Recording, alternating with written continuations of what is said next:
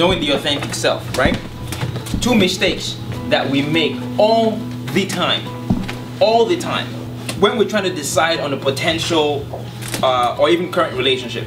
Two mistakes. One, judging the validity of that relationship or prospect based on the big things that they do for us, right? So he flew to come see me from the Sahara, whatever, right? And so it just makes a big difference, and it goes a long way, you know. But here's the danger in that type of thinking. One, we are poor, terrible judges as to why people do what they do for us. So, you know, I went over, man, she cooked, man, she cleaned, man, I go ahead and throw it. I'm telling you, man, color greens and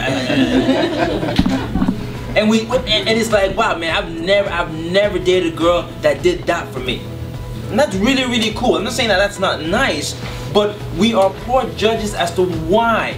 Those actions are good independently when you think about them. They're really nice, and I hope that you enjoy that in your relationships.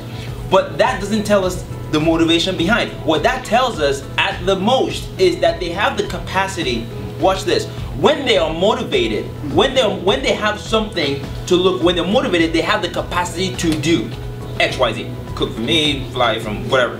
That's all it tells us.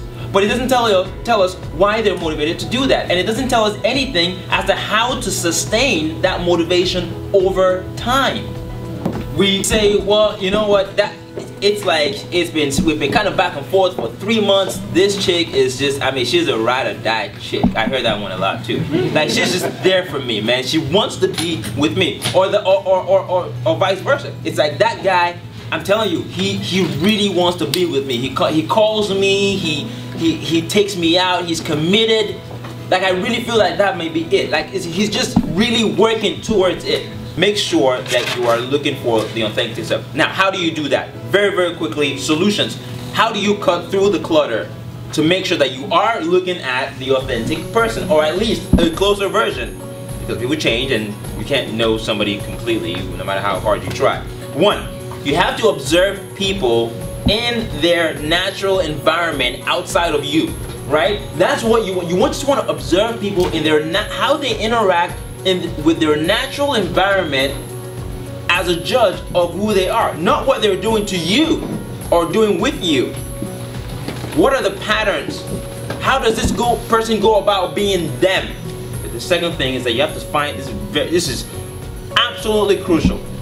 You have to find the specific core reasons why they want to be with you, and you have to put that side by side with, one, your core value systems, to see if you can sustain the metaphor. Remember, we just talked about metaphor. So somebody says, I want to be with you because you're beautiful, or I want to be with you, John. Is there any John in here?